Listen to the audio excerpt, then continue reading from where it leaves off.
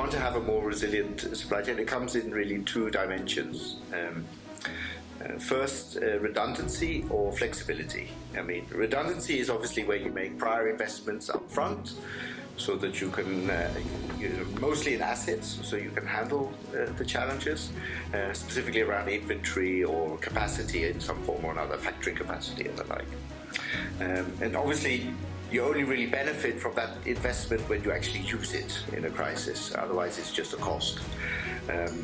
The second dimension is flexibility, and here it's more about making prior investments in capabilities to be able to respond faster and have alternative options available when you need them to deploy or activate.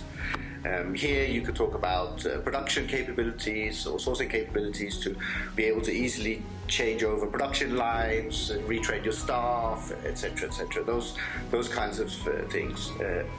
And here, of course, also there's a big dimension around the actual physical supply chain component in terms of having pre-defined and ready-made alternatives to run your supply chain. In terms of must-haves, I think the key here is to sort of that there are so many sources of supply chain risk out there. You can't possibly mitigate against every single one of them. So in that regard, I think it's important you divide them into two buckets. Yeah, the one buckets that are more likely to happen, and then of course it's essential really to have a well worked out backup plan in place that is ready to be activated and probably is even practiced and the like. You know, what you would typically call as your business continuity plan.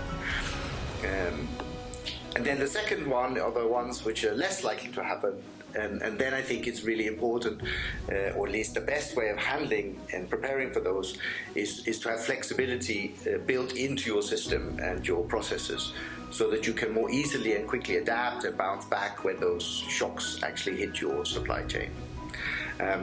And to support those two scenarios, particularly the second one, that it's really important that your resilience is built into your and integrated into your business planning cycles, specifically your S&OP components, your sales and operations planning, and also that you have a high level of supply chain transparency and control.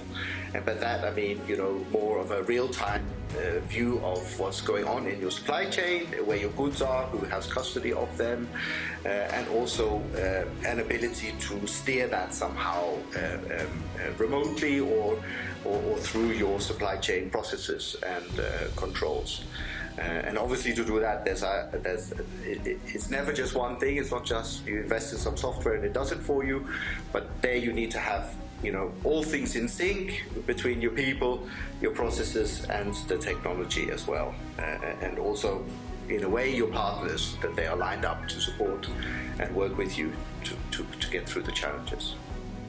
As most companies don't want to massively expand their asset base now just for the eventuality of another crisis, what he mentioned is around that synchronization created between the different assets a company has, and create that synchronization through a better visibility across those assets. That is probably going to be the most critical component to be at a better response if another crisis is going to hit any FMCG company coming forward. Many companies have not invested enough into that because a lot of it has been procurement in and around supply chains.